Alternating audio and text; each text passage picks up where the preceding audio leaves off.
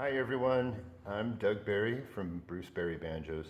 Today I want to make a little video and talk about some of the differences that we find in 5-string banjos, why you might want to pick one over the other. When people ask, what kind of banjo should I get? Our first question back to them is, what style of music are you wanting to play? There's a lot of genres out there and you're allowed to do anything you want. But there's reasons why certain styles are more popular within their respective genres. So what I've got here is just a couple of the more popular on the right here. This is what we would call a bluegrass banjo, even though the design predates bluegrass itself. This has got a resonator. That's this wooden sound shell, this plate on the back. And they generally have this kind of nice shiny flange with them. And then old-time banjos are a little bit, they kind of mirror the aesthetic of the music. They're a little bit more just sort of folky looking, and so it's kind of similar in that way.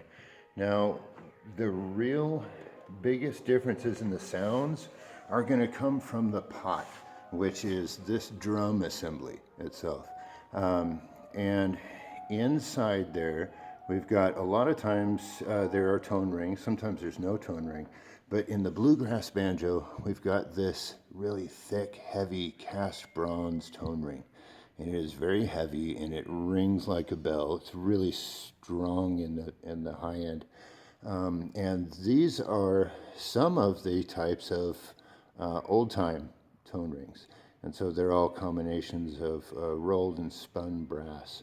But sometimes we have no tone ring at all. I've got two instruments here which are a kind of good example of polar opposites. Now, in this banjo right here, what we've got is a thicker rim, like what we would find inside a bluegrass banjo.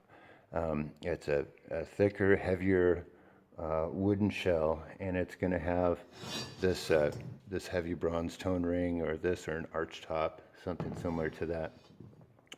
Now it's got the drum head itself is this is a mylar. It's a kind of plastic. It's a thin membrane that can be stretched very tight, and so that also helps with very bright sounding tones that you want to get out of it. On the other end of the spectrum, here in this banjo, we have a very thin rim.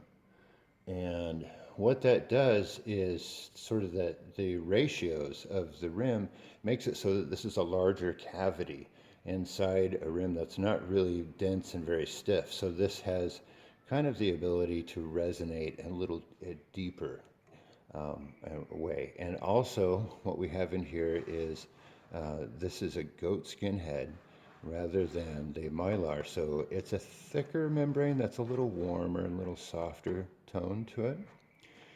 The connecting style, this often gets referred to as a dowel stick. I like to call it a perch pole. It's neither a stick nor a dowel.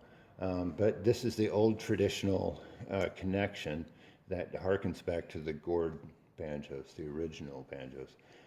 But what we have inside the bluegrass pot is these two rods that are called coordinator rods. And it's a really good mechanical design.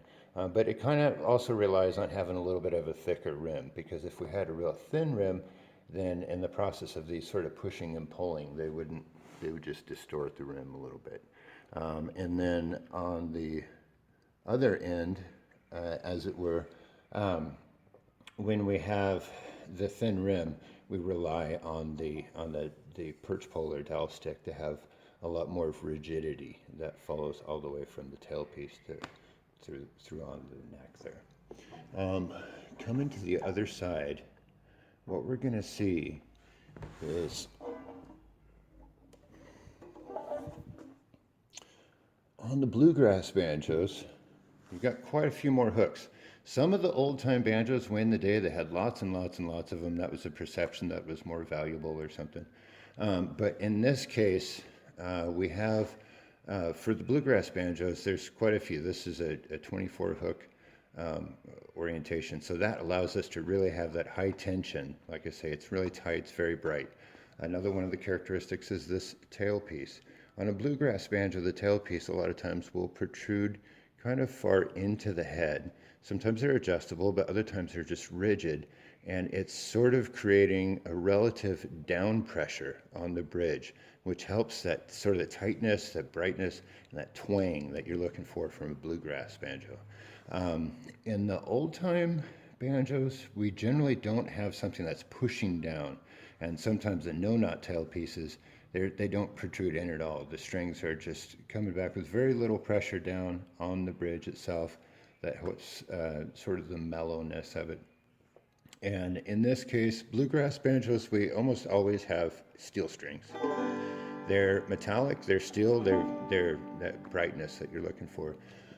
Sometimes it's popular with old-time players to use this nylon or Nile gut string, and it's a synthetic string, but it's meant to emulate the original organic strings that were made from an animal sinew. And they have a really nice sort of mellow sound. But you know, I've got these paired. You can configure it any way you want. You're allowed to do anything you want. But like I say, I brought these out as just two stark differences to show what it is that creates these different sound characteristics. So the thickness of the rim, the depth, the overall size of it, the material of the head, the material of the strings, the way that the tailpiece sits, all of these things go into creating certain sound characteristics. And like I say, some of them are going to be more popular than others. You could technically, you know, bring an old-time instrument to a bluegrass jam, but you might not be able to hear it. So now I like the sound of the bluegrass banjos, and I play clawhammer on this. I call this a hybrid banjo. So it's, even though it's an open back, it's got the bluegrass tone ring and the whole tension and everything. So, you know, that's my personal preference. But these are the different things, some of the different things that will bring characteristics into your sound. Another one I guess I didn't quite touch on here is the bridge itself. So when you have this ebony topped bridge, ebony is a much harder wood, and the resonance lends to that sort of crispness that we're looking for with this bright metallic sound. And then just straight on the maple, which is a little bit softer, literally as softer as a wood, and then it helps with the softer tone. So at any rate, those are some of the things that go into creating the sound characteristics of banjos. And I hope this was helpful. If I didn't ramble on too much, thanks for watching, listening. Take care.